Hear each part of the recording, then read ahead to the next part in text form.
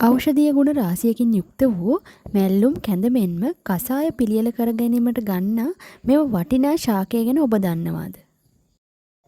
මේ වැල් පෙන්ල ශාකයයි. මෙය ප්‍රේමයේ ආහාරය ලෙසත් හඳුන්වනවා. මේ වැල් විශේෂයකි. මේ බිම පුරා හෝ ආධාරකයක් මත වර්ධනය වේ. පුරාණ ඍෂිවරු මේ විශ්වීය ශාකයක් ලෙස සලකා තියෙනවා. ඒ වගේම මේ වැල් පෙන්ල ගැන ජ්‍යොතිෂ මතයකුත් තියෙනවා. එනම් වැල් පෙන්ල සේවනයෙන් සහ ස්පර්ශයෙන් සිකුරු අපල දුරවන බවයි. මෙහි ඖෂධීය ගුණ අනුව මෙම කියමන සත්‍යයක් ඇති බව සිතිය හැකියි. ඖෂධ පිණිස මෙම ශාකයේ සියලුම කොටස් යොදා ගනු ලබනවා. වැල් පෙනිලවල යකඩ, විටමින් C සහ කැල්සියම් යන පෝෂක පදාර්ථ බහුල වශයෙන් අන්තර්ගතව තිබෙනවා. මෙමගින් ආතරයිටිස් රෝගය, ස්නායු රෝග, ඒ වගේම සමේ රෝග, ආමාශය හා ආහාර ජීර්ණ පද්ධතියේ යහපත්භාවය මෙන්ම ශරීරයට හිතකර හෝමෝන වර්ධනයට, ශරීර ශක්තිය හා සර්බව වැඩි කිරීමට, හර්නියා රෝගයට, සර්ප විෂ ආදී රෝග ගණනාවකට මෙය ඔසු පිණිස යොදා ගනු ලබනවා. විශේෂයෙන්ම වැල් පෙනල පිරිමි පාර්ශවයට ඉතාමත් හිතකර ලෙස සලකනවා. වැල් පෙනල දළු රතුළු උම්බලකඩ සමග ගිතලින් මලවා ආහාරයට ගැනීමෙන් ශරීර ශක්තිය මෙන්ම ශුක්‍ර ධාතු වර්ධනය වන බව සලකනු ලබනවා. එමෙන්ම වියපත් වූ පසුත් ලිංගික ශක්තිය වර්ධනය කිරීමේ ගුණයක් වැල් පෙනල සතු බව සැලකෙනවා. හෝමෝන ක්‍රියාකාරීත්වය වර්ධනයට එය අතිශයින්ම උපකාරී වන අතර එය ප්‍රබල වාජීකරණ ඔසුවක් ලෙසත් භාවිතා කරලා තිබෙනවා.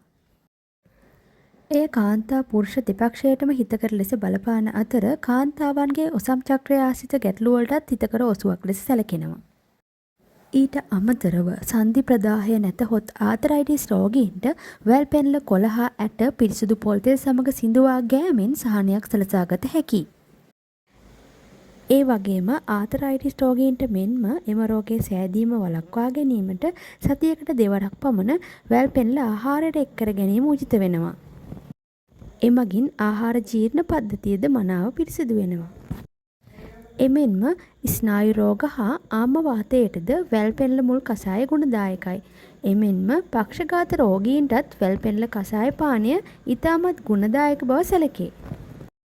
අර්ශස් රෝගයට වැල් පෙන්ල දළු, කොහිල දළු, එමෙන්ම රතුළු සමවගෙන කොටා මිරිකාගත් යුෂවලින් කැඳ සකසා පානය කිරීම ගුණදායකයි.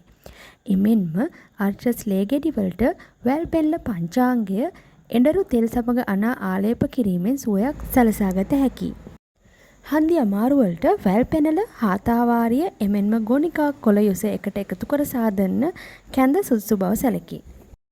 එමෙන්ම නිරෝගී කෙස් කලඹක් අපේක්ෂා කරන ඔබට හිස කෙස් හොඳින් වර්ධනය වීමට, එමෙන්ම අකලට කෙස් වැටීම වළකා ගැනීමට, ඒ වගේම හිස්වැරි ඇතිවීම වළක්වා ගැනීමට වැල් පෙනල කොළ රැයක් පොඟවා කොටා එම යුස හිස් කබලේ ආලේප කර සෝදා හරින්න පුළුවන්.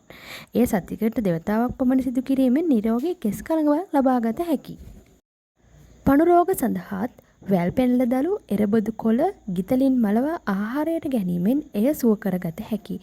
ඉතින් මෙවන් වූ ගුණ සමුදායක් තියෙන වැල් පෙනල නිතර පරිභෝජනයට ගැනීමෙන් මෙම ගුණ අත්පත් කරගත හැකියි.